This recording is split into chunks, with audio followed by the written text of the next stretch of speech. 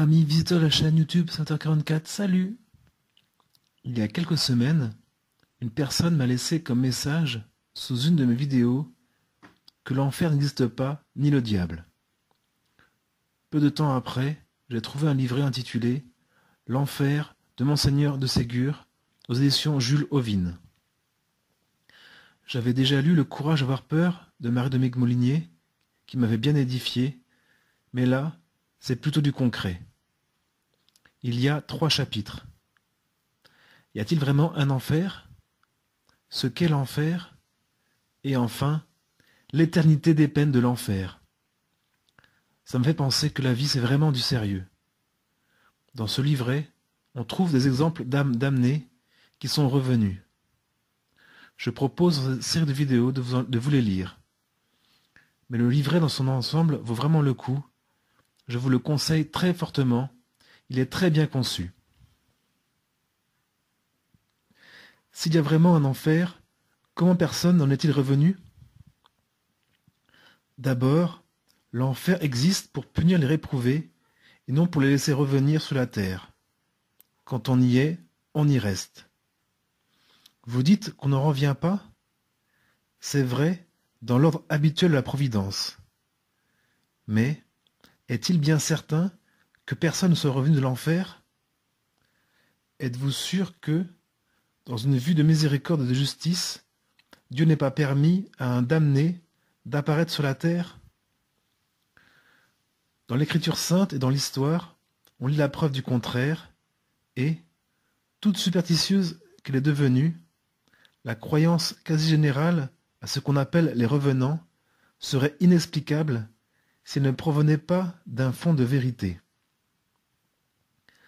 Laissez-moi vous rapporter ici quelques faits dont l'authenticité semble évidente et qui prouvent l'existence de l'enfer par le redoutable témoignage de ceux-là même qui y sont. Fait numéro 1, le docteur Raymond Diocrès. Dans la vie de Saint Bruno, fondateur de Chartreux, on trouve un fait étudié à fond par les très doctes bollandistes et qui présente à la critique la plus sérieuse tous les caractères historiques de l'authenticité, un fait arrivé à Paris en plein jour, en présence de milliers de témoins, dont les détails ont été recueillis par des contemporains, et enfin, qui a donné naissance à un ordre religieux, un grand ordre religieux. Un célèbre docteur de l'Université de Paris, Raymond Diocrès, venait de mourir, emportant l'admiration universelle et les regrets de tous ses élèves. C'était en 1082. Un des plus savants docteurs du temps, connu dans toute l'Europe par sa science, ses talents et ses vertus, et nommé Bruno, était alors à Paris avec 4 compagnons. Il se fit un devoir d'assister aux obsèques de l'illustre défunt. On avait déposé le corps dans la grande salle de la chancellerie, proche de l'église de Notre-Dame, et une foule immense entourait le lit de parade, où, selon l'usage du temps, le mort était exposé, couvert d'un simple voile. Au moment où l'on vint à lire une des leçons de l'office des morts, qui commence ainsi: « Réponds-moi, combien grandes et nombreuses sont tes iniquités ?» Une voix sépulcrale sortit de dessous le voile funèbre, et toute l'assistance entendit ces paroles: « Par un juste jugement de Dieu, j'ai été accusé. » On se précipite, on enlève le drap mortuaire, le pauvre mort était là, immobile, glacé, parfaitement mort. La cérémonie, un instant interrompue, fut bientôt reprise. Tous les assistants étaient dans la stupeur et pénétrés de crainte.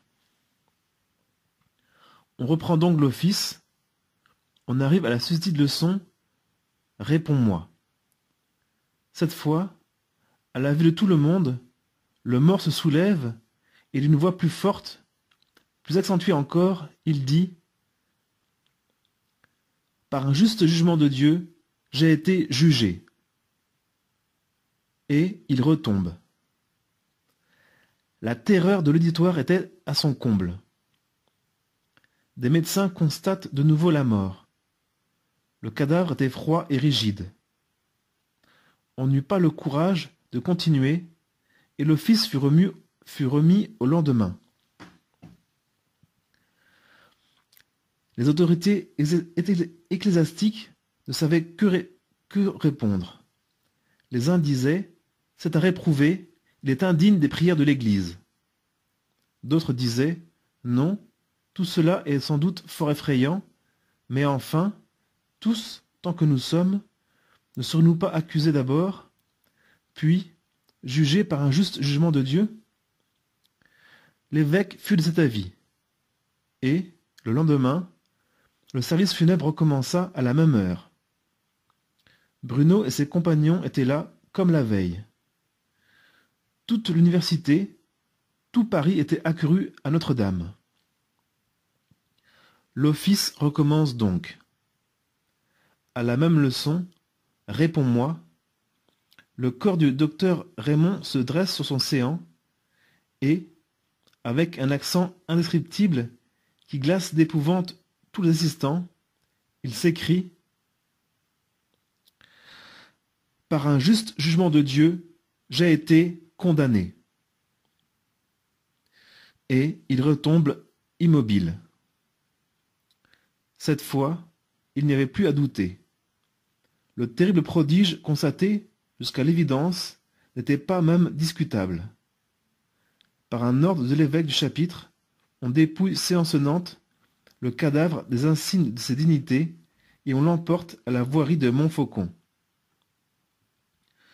Au sortir de la grande salle de la chancellerie, saint Bruno, âgé alors d'environ 45 ans, se décida irrévocablement à quitter le monde et alla chercher avec ses compagnons, dans les solitudes de la Grande Chartreuse, près de Grenoble, une retraite où il put faire plus sûrement son salut et se préparer ainsi à loisir au juste jugement de Dieu.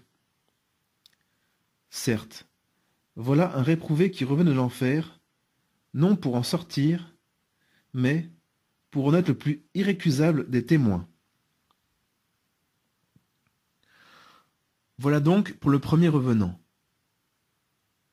Pour autant, il ne faut pas tomber dans le piège diabolique du désespoir à la vue de nos multitudes de péchés. Il faut se repentir et changer de vie, et le Seigneur nous aide quand il voit notre bonne volonté, car il ne veut pas qu'un seul de ses petits ne se perde. Matthieu 18, 14. Oui, la vie, c'est vraiment du sérieux.